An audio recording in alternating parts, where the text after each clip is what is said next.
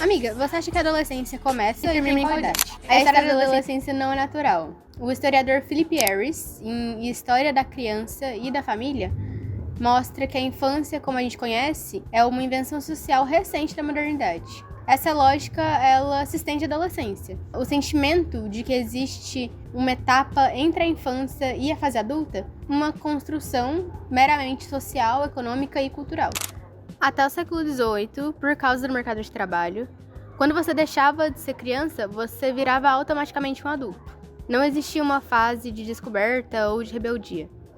No século XIX, foram criadas as escolas industriais, que foi crucial para o surgimento da adolescência, em que reunia jovens que começavam a estudar e passaram a adiar um pouco a entrada no mercado de trabalho.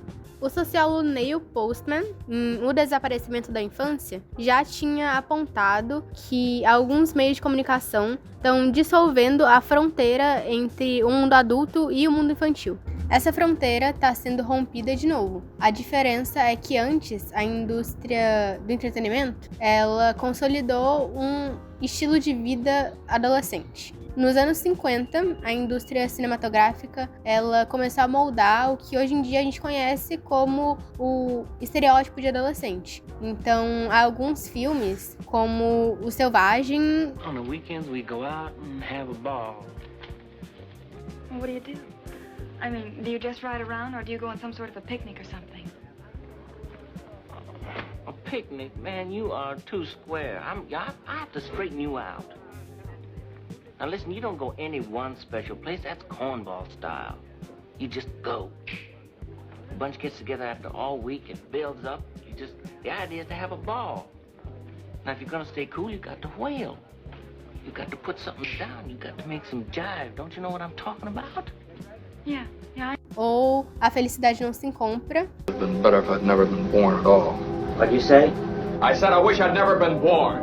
You've got your wish. You've never been bored. You don't exist. You haven't a care in the world. No worries, no obligations. Passaram a criar essa imagem. Mais tarde, essa imagem ela se consolidou realmente com alguns filmes como que vocês devem conhecer, né? Como Curtindo a Vida Doidado, ou American Pie, ou O Clube dos Cinco, ou High School Musical e muitos outros filmes que hoje em dia a gente tem como clássicos ou como atemporais. Já na indústria da música, isso também foi muito explorado, com o início de vários cantores e vários grupos musicais, várias bandas. Entre eles, um dos mais conhecidos foi o Elvis Presley, um dos primeiros que foram mais conhecidos e que apresentavam essa imagem desse adolescente rebelde. Também havia os Beatles, mais pra frente, Backstreet Boys, Spice Girls, ou a Avril Lavigne dos anos 2000 e muitos outros que hoje em dia a gente conhece e que são nomes muito grandes da indústria musical. Hoje em dia, é claro que a gente tem algumas referências de adolescentes e jovens adultos na indústria musical e na indústria do entretenimento no geral. Só que, na real, a gente está vivendo a lógica do empreendedorismo. Você acha que você deixou cair?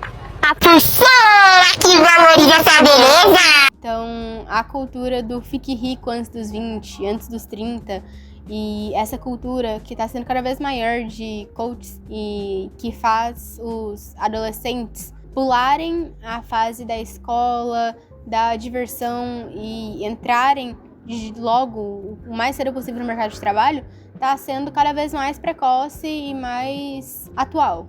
Quando a gente ouve jovens falando que querem ser os próprios chefes, ou que ser CLT é um xingamento, estão xingando os próprios amiguinhos, os próprios colegas como CLT, a gente consegue ver bem essa desvalorização da educação formal. Muitos são aliciados por discursos de que a escola é um atraso para a vida do empreendedor, ou que todos têm que aprender a empreender, porque o trabalho CLT é muito ruim, é muito desvalorizado. Só que uma pesquisa do FGV em 2024 mostrou que 70% dos trabalhadores autônomos desejam virar trabalhadores com carteira assinada. E isso mostra que essa cultura empreendedora é, na verdade, uma forma de precarização do trabalhador.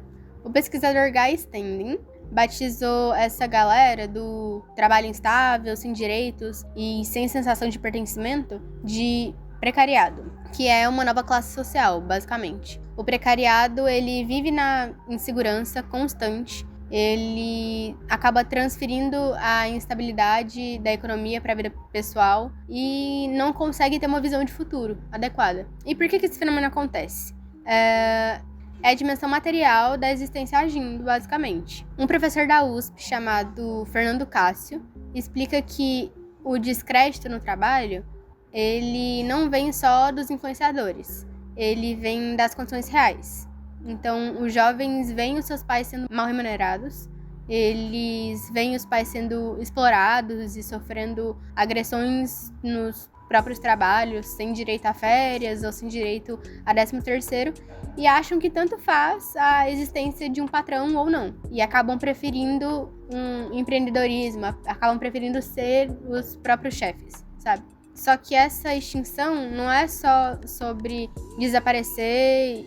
Então a pergunta que fica é: a gente está criando uma geração que nunca pode errar, nunca pode experimentar, nunca pode perder tempo, porque desde cedo ela foi ensinada a performar um sucesso que para muitos é inalcançável.